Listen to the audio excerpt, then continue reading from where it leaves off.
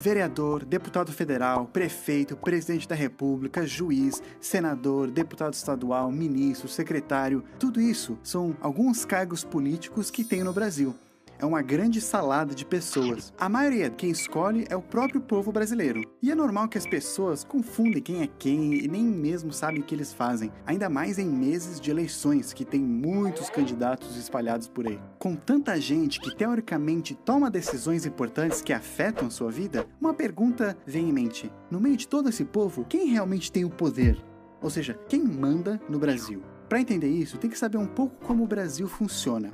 Como todo mundo já sabe, o Brasil é uma democracia. Essa palavra vem do grego, poder do povo. Ou seja, tá aí a resposta, quem manda é o povo. Mas isso só funcionou, literalmente, na época da Grécia Antiga. Mas lá é muito diferente do que hoje. Tinha muito menos pessoas e, infelizmente, não era todo mundo que podia votar. Nas democracias de hoje em dia, normalmente o povo escolhe pessoas que, teoricamente, vão representar o desejo da maioria. Daí que vem o nome no Brasil de república. Então pronto, parece que a resposta tá aí. Quem manda são essas pessoas escolhidas para representar.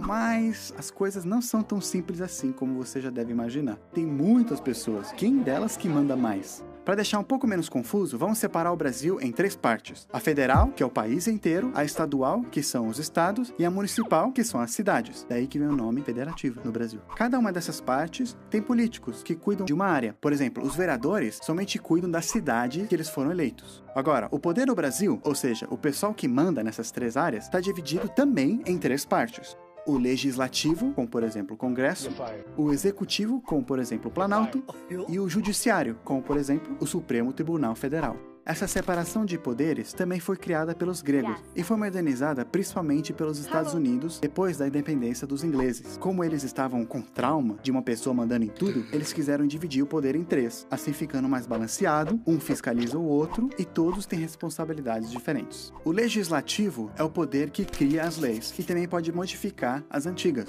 Dependendo de qual área no país, esse processo é diferente. Na área municipal, quem cuida disso são os vereadores, fazendo leis específicas para aquela cidade. Por exemplo, em 2007, a Câmara dos Vereadores de São Paulo aprovaram a Lei da Cidade Limpa, que proíbe o uso de outdoors dentro da cidade de São Paulo. Nos estados, quem faz isso são os deputados estaduais, e as leis que eles fazem são aplicadas para aquele estado. Na área federal é um pouco diferente. Lá tem um Congresso Nacional, que é dividido em 2 câmeras. A Câmara dos Deputados, com os deputados federais, e o Senado, com os senadores. As leis criadas por uma dessas câmeras têm que depois passar para outra para também ser aprovada, e só depois que é aplicada para todo o país. O principal motivo de ter 2 câmeras é que uma representa a população e outra os estados. Como assim? A Câmara dos Deputados representa a população dos estados. Cada estado tem um número diferente de deputado que pode eleger, dependendo do número da população. Por exemplo, em São Paulo, com mais ou menos 11 milhões de habitantes, tem 70 deputados na Câmara. Em Rondônia, com quase 2 milhões de habitantes, tem 8. Isso serve para que, teoricamente, as leis que a Câmara faz representem a maioria das pessoas no Brasil. Mas para que os estados maiores não mandem completamente nos menores, foi criado o Senado. Cada estado tem o mesmo número de senadores, e os senadores são eleitos por um mandato de 8 anos, ao invés de 4. O executivo é o que as pessoas mais conhecem, que são o presidente da república, na federal, o governador, na estadual, e o prefeito, no municipal.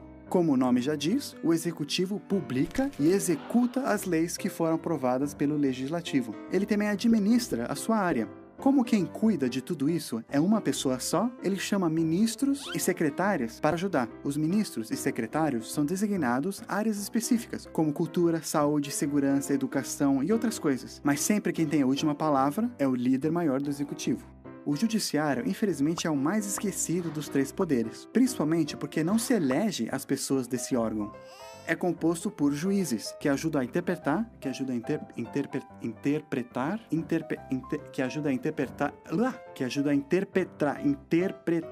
Nossa, como diz isso? Interpretar. Obrigado, Google. Ele ajuda a interpretar e julgar as leis. Quando uma lei que foi criada pelo legislativo e depois executada pelo executivo não é cumprida, é o legislativo que vai julgar as pessoas que não cumpriram. Então deu para ver mais ou menos que os 3 poderes são importantes e fica balanceado para que um não mande mais no outro. Quer ver como isso acontece na prática? Olha só, o executivo pode iniciar um projeto de lei, mas é o legislativo que vai criar e votar nessa lei. Depois que criou e foi aprovado, o executivo tem que assinar, mas ele também pode vetar essa lei. Aí o legislativo, se quiser, pode anular esse veto com uma votação de maioria absoluta. O judiciário também tem voz, ele que vai interpretar a lei. E se tiver algum problema, ele pode declarar a lei inconstitucional. O legislativo também pode mudar algumas leis velhas. O executivo é o que escolhe as pessoas que vão ser juízes e ministros, mas o legislativo que tem que aprovar essas nomeações. O judiciário pode também declarar um presidente inconstitucional e o legislativo pode tirar o presidente do poder. Outras coisas incluem o executivo é o que faz o orçamento e gasta o dinheiro público, mas só depois da aprovação do legislativo. O executivo que faz tratados internacionais, depois o Congresso tem que aprovar também. E tudo isso com o legislativo vendo se as coisas estão sendo feitas corretamente. Esse esquema todo parece muito bom e o poder parece bem equilibrado, apesar de mesmo assim teve épocas no Brasil que um mais ou menos mandava mais que outro. O que você tem que tirar com isso é que todos os políticos que você vota são importantes. Ou ele vai criar leis, ou ele vai executar elas, ou ele vai indicar, ou ele vai nomear juízes para julgar essas leis. O brasileiro normalmente só presta atenção no executivo, os presidentes, governadores e prefeitos, mas esquece que os deputados federais, estaduais e vereadores são muito importantes também. Por isso, em eleições, pesquisa um pouco, olha com cuidado os teus candidatos. Não vote em qualquer um só porque você acha ele legal. Como eu já falei em outro vídeo, quanto mais pessoas prestarem atenção em eleições, melhores pessoas vão ser eleitas.